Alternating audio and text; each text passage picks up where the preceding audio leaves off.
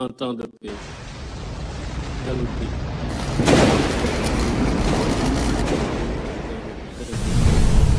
Son Excellence, Monsieur le Président de la République, a prononcé son discours.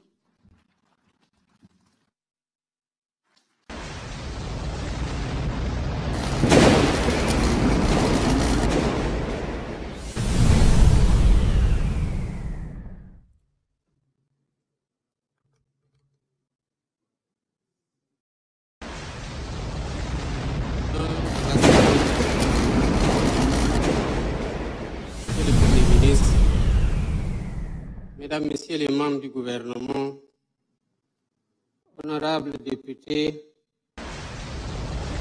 Madame la vice-présidente le président de la Cour suprême, le premier président de la Cour des comptes, le président de la Cour d'appel, le président de la Commission électorale nationale autonome, Monsieur le président du Conseil national de régulation de l'audiovisuel, président du Haut Conseil du dialogue social, notabilités religieuses et coutumières, Mesdames, Messieurs les représentants de la société civile, Mesdames, Messieurs les représentants des syndicats, chers invités en vos rangs, titres et qualités, Mesdames, Messieurs, nous voici rassemblés dans le cadre du dialogue, la deuxième fois de mon accession à la magistrature suprême. Pour cette année, nous ouvrons des concertations larges et inclusives autour du thème d'intérêt national, à savoir le système politique. En assistant à cette belle rencontre qui nous réunit,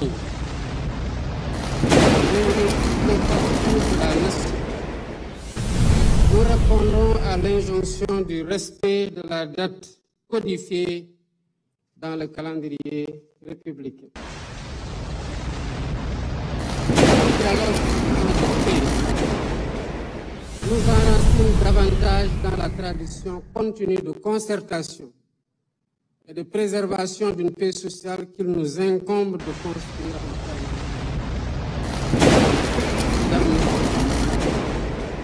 l'implication de toutes les sensibilités de notre société dans la gouvernance institutionnelle de l'État. Et s'il en était encore besoin, une preuve de la rupture systémique qui traverse aujourd'hui l'absolu.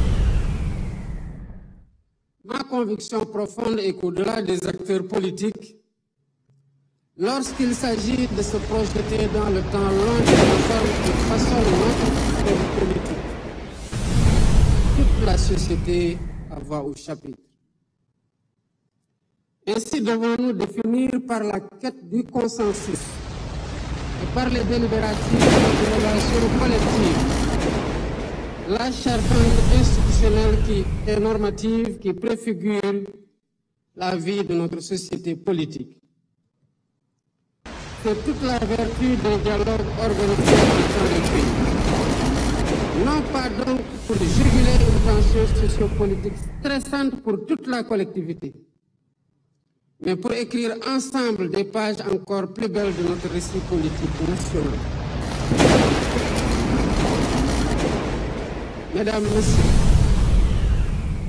l'expression « le Sénégal est un pays de dialogue » n'est pas le fruit du hasard. Nous la devons à un emprunt consolidant de tensions et de dissous, à une conscience politique mûrie par l'histoire, à une culture de la pondérance héritée de nos devanciers. Notre responsabilité est de préserver cet héritage et de le transmettre intact. Au demeurant, nous devons nous garder de l'immobilisme ou du statu quo. Nous devons interroger régulièrement les dynamiques sociétales dans notre cher pays. En effet, Les tensions qui ont traversé le Sénégal sont encore trop vivaces pour être oubliées. Des vies ont été fauchées. Des familles pleurent encore leurs morts. Des blessures morales attendent d'être pensées. En ma qualité de président de la République, je m'incline avec respect devant la mémoire de toutes les victimes qui, de l'indépendance à nos jours, jalonnent le douloureux chemin de notre marche vers une démocratie achevée. J'exprime à leurs familles, à leurs amis et à leurs compagnons de lutte la solidarité de la nation. Mon rôle en tant que garant de l'unité nationale est de tendre la main à toutes et à tous pour rassurer, pour rassembler, pour apaiser et réconcilier, afin de concerter la paix, conforter la paix et la stabilité indispensables au développement économique de notre pays. Dans cette dynamique, le gouvernement assumera la plénitude de sa mission. L'opposition sera respectée et exercera librement ses droits dans le respect de la loi. Mesdames, Messieurs, l'histoire politique récente de notre pays nous commande de réformer pour la postérité. Réformer pour renforcer les acquis démocratiques et garantir davantage la stabilité de nos institutions. Réformer pour expurger de notre système électoral tous les germes de dissension, notamment entre pouvoir et opposition. Aujourd'hui, notre démocratie ne saurait faire davantage l'économie d'une réflexion sur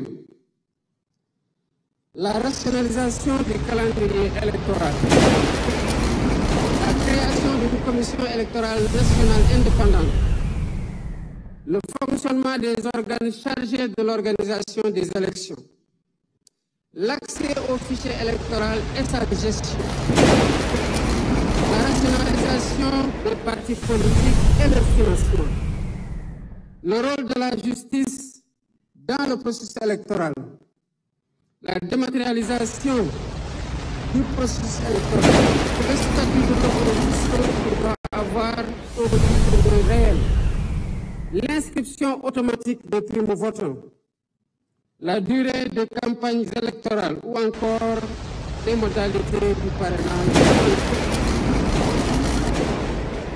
Ces concertations, heureusement organisées en dehors de toute échéance électorale, nous offre une opportunité unique de réfléchir avec sérénité et lucidité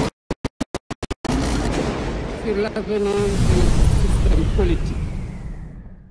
Ensemble, nous avons la responsabilité de repenser nos institutions en nous appuyant sur les principes fondamentaux de la démocratie, le respect des libertés individuelles et collectives, ainsi que sur les réformes constitutionnelles et législatives indispensables. Les Sénégalaises et les Sénégalais ont eu l'opportunité de contribuer activement à cette réflexion en soumettant plus de 13 000 propositions sur la plateforme identique lancée seulement le 9 mai 2025. Cela veut dire qu'au-delà de la forte attente de nos compatriotes quant aux résultats de ces assises, c'est un encouragement pour tous les participants et un appel pressant au sens des responsabilités afin d'arriver à des consensus forts et productifs. Le peuple sénégalais aux obstacles. Mesdames, Messieurs, je voudrais à cet instant solennel adresser mes vives félicitations aux facilitateurs de votre docteur, cher pays. Pour avoir